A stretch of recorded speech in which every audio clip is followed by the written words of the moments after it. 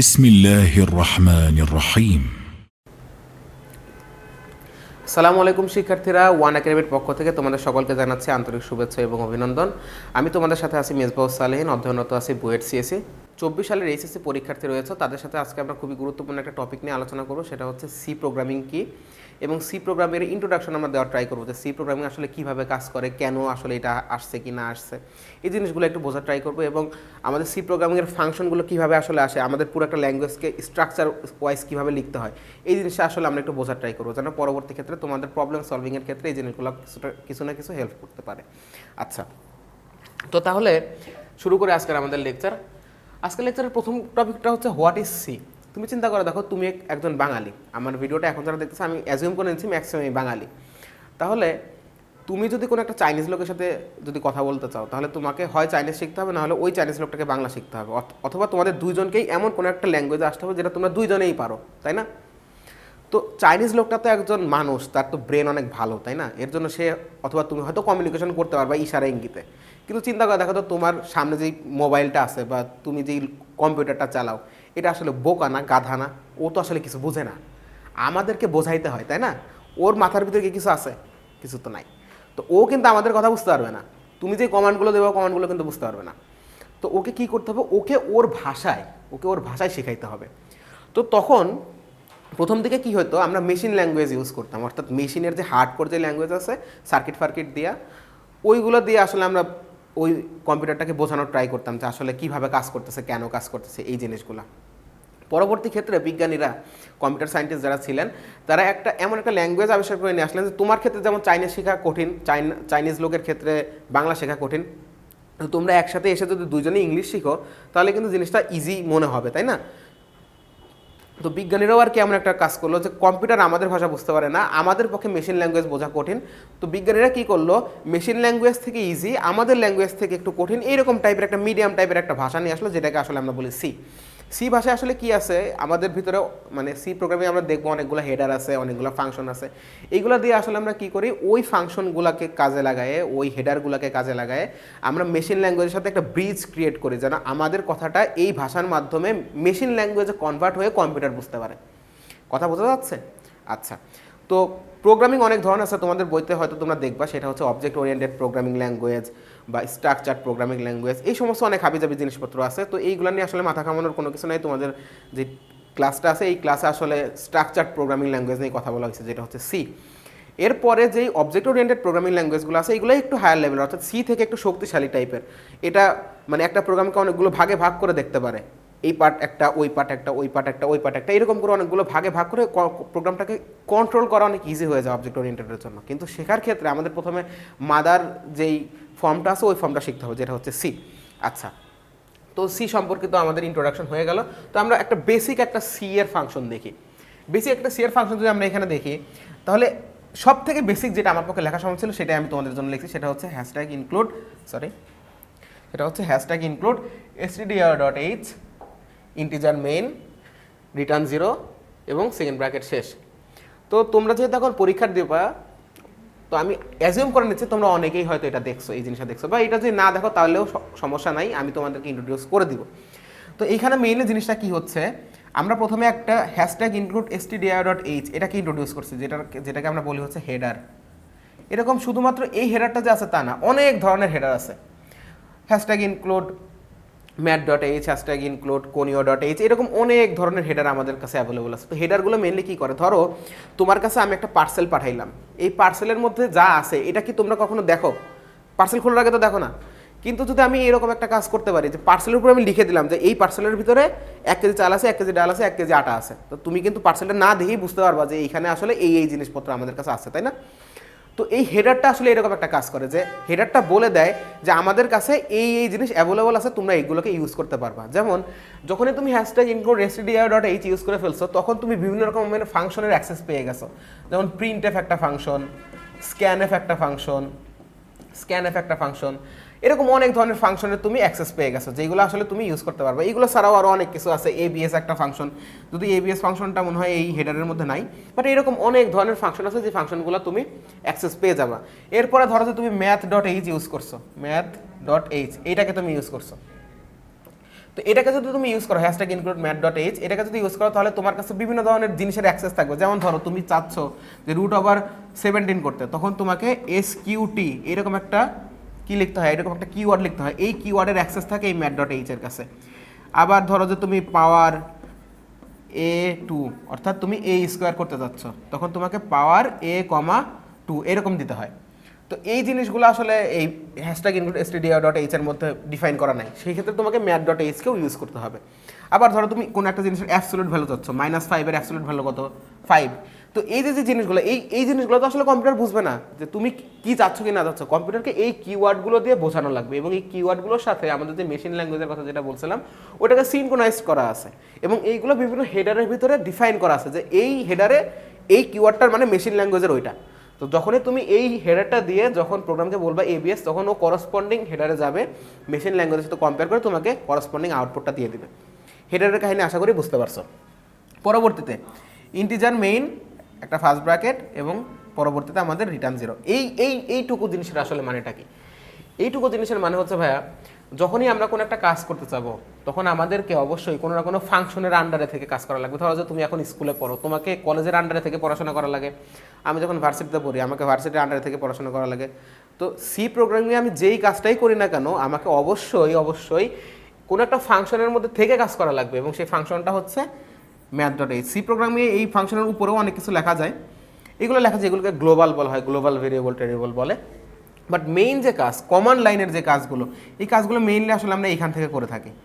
তো এইটা হচ্ছে অনেকটা একটা প্রতিষ্ঠানের মতো, যে আমি এই প্রতিষ্ঠানে থেকে কাজ করতে যাচ্ছি। ইন্টিজার মেইন যে ফাংশনটা সেটা। আচ্ছা, তারপরে দেখো মেইন ফাংশনের আগে একটা ইন্টিজার দেওয়া আছে। ইন্টিজার মানে কি? ইন্টিজার মানে হচ্ছে টোটাল নাম্বার, মানে যার ভগ্নাংশ নাম্বার না, 0, 1, 2, 3, 4 এইগুলা, -1, -2, -3 এইসব। এবং রিটার্ন 0 এই জিনিসের মানে কি?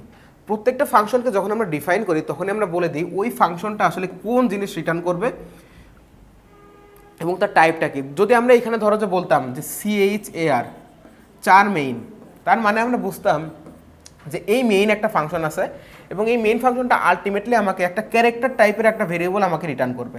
যদি আমরা লিখতাম যে ধরো যে ডাবল DOUBL ডাবল মেইন, তার মানে আমরা বুঝতাম আসলে আমরা ডাবল টাইপের একটা জিনিসকে আমরা এখানে রিটার্ন করবো। ডাবল টাইপের জিনিস মানে কি 1.2, 2, 3, 3, 4, 4 বা 1.6, 7, 8, 9, 10 এরকম জিনিসপত্রগুলোকে, অর্থাৎ পয়েন্টের যে জিনিসগুলো আছে সেগুলোকে আমরা রিটার্ন করতাম। তো যেহেতু আমরা ইন্টিজারকে রিটার্ন করতে চাচ্ছি, তার মানে আমাদের ফাংশনের লাস্টে কোনো না কোনো ইন্টিজারকে রিটার্নের পরে লিখতে হবে। দেখো আমরা এর জন্য এখানে 0কে লিখছি, এবং এটার আসলে একটা স্পেসিফিক কাজও আছে যে আমাদের ফাংশনটা আসলে ঠিকভাবে কাজ করতেছে নাকি কাজ করতেছে না। এই জিনিসটা বোঝার জন্য এই জিনিসটাকে আমরা যখন পরবর্তীতে আউটপুটের ক্ষেত্রে দেখব, তখন দেখব যে আমাদের আউটপুটের ক্ষেত্রে যদি রিটার্ন সমান যদি আমাদের প্রোগ্রামের একটা রিটার্ন চলে আসে, তার মানে আমরা বুঝে আসলে ফাংশনটা ঠিক মতো কাজ করছে। আর যদি তা না আসে, তার মানে আমরা বুঝি ফাংশনের মধ্যে কোথাও না কোথাও কোনো না কোনো ঝামেলা হচ্ছে।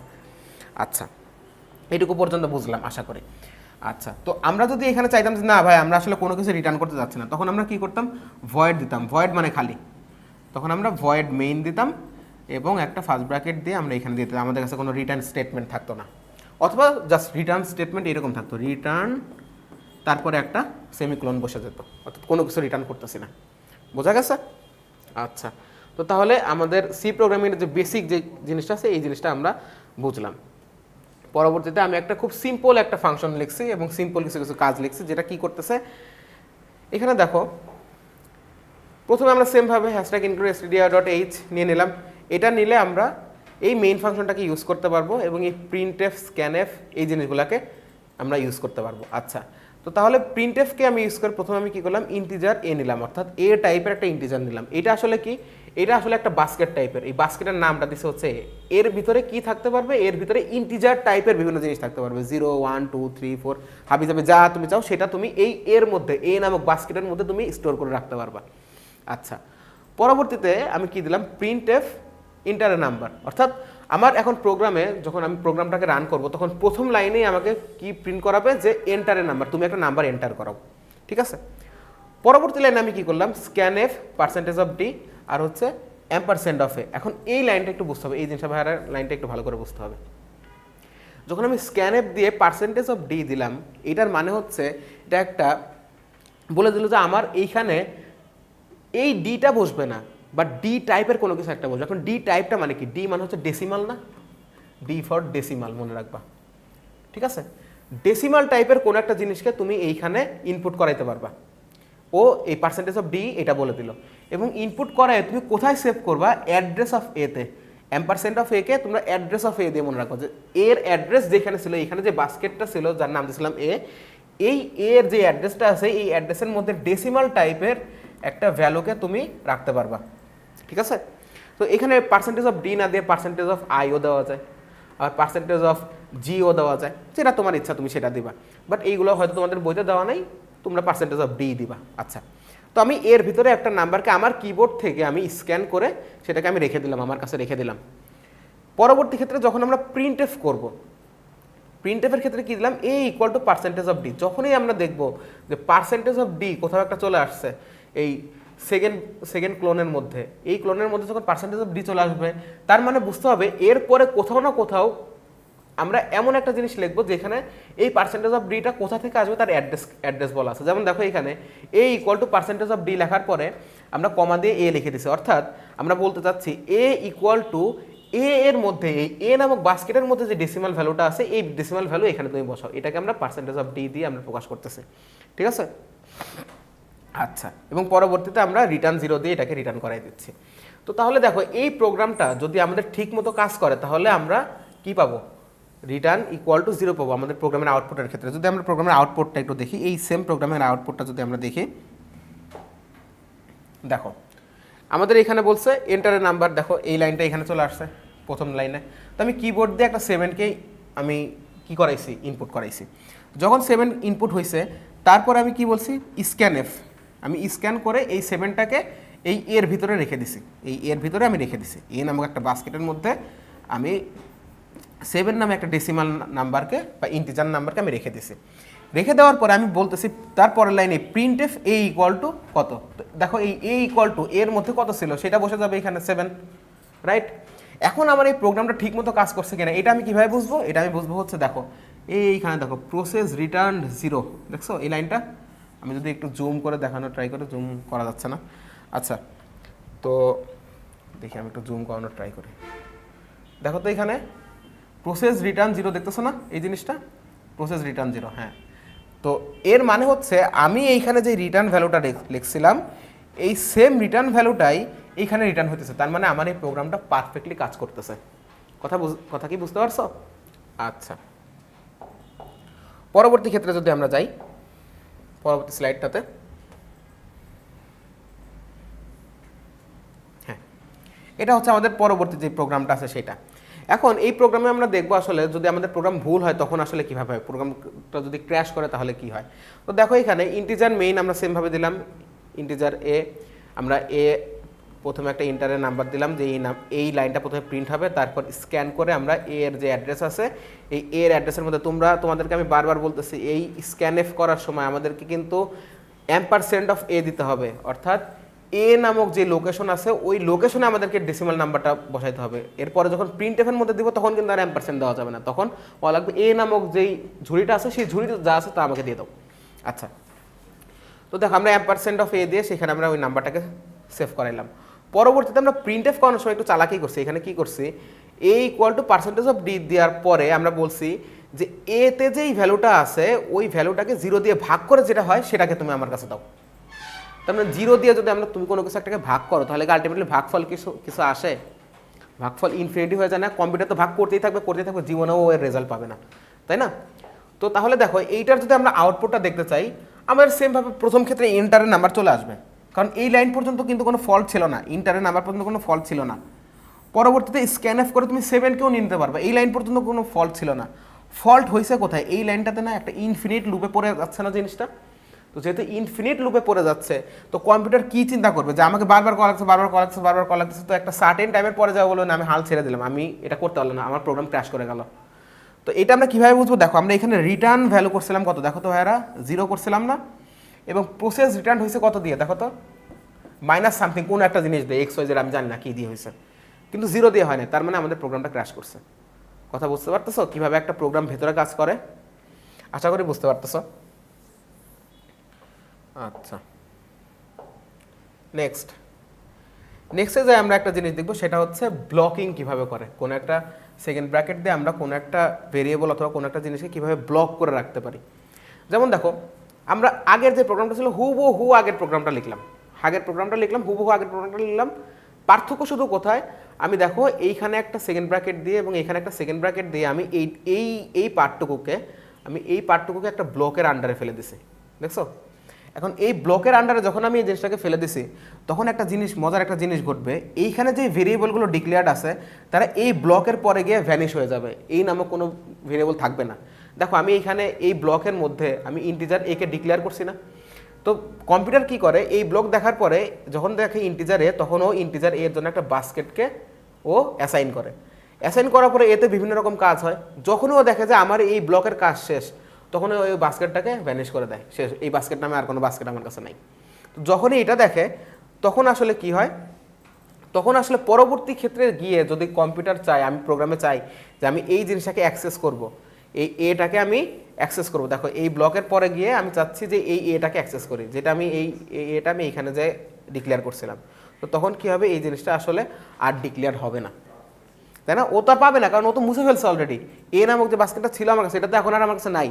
তো এর জন্য কি করে দিচ্ছে, দেখো এই যে এইখানে দেখো একটা লাল রঙের একটা, আমি যদি দেখাই এই কালি দিয়ে লাল রঙের একটা জিনিস দিয়ে দিচ্ছে, দেখছো?